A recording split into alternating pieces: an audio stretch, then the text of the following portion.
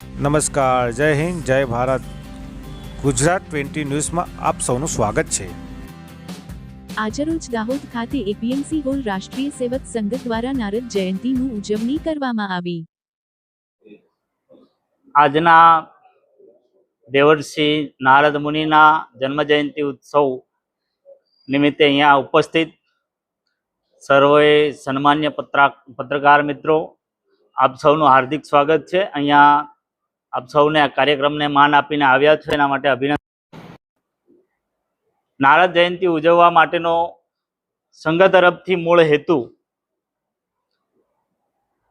નારદજી જે તે સમયમાં એક દિવ્ય સંદેશાવાહક તરીકે આપણે માનતા હતા. 3 લોકમાં એમના ગમે તે સમાચાર હશે પહોંચાડવામાં એ પોતાની ભૂમિકા રહેતી હતી.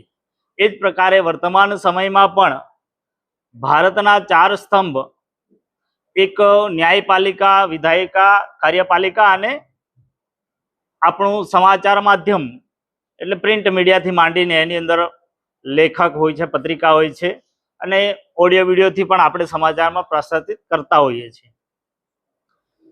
તો એ દિવ્ય સમાચારની સાથે સાથે ભારત દેશમાં ઘણા બધા પ્રકારના સમાચાર પત્રો ચાલી રહ્યા છે.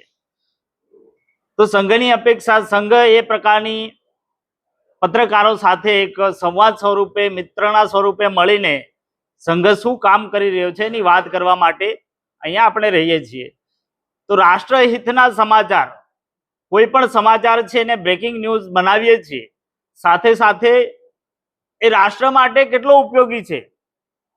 કોઈ પણ સમાચાર બનતા હશે તો સાચા સમાચારની સાથે રાષ્ટ્રહિત, સમાજહિત પણ જળવાયેલું રહે એ હેતુથી આપણે આવી નારદ જયંતિના કાર્યક્રમે સમાચાર પત્રિકાઓ અથવા તો પત્રકાર મિત્રો સાથે બેસીને એ વિષય પર થોડી ઘણી ચર્ચા કરતા, સંવાદ સ્વરૂપે એમને કોઈ પણ પ્રકારનું અમારું માર્ગદર્શન કે એવું કંઈ નથી હોતું, પરંતુ સાથે મળીને આપણે સમાજહિત માટે અને રાષ્ટ્રહિત માટેનું કામ કરવાનું છે.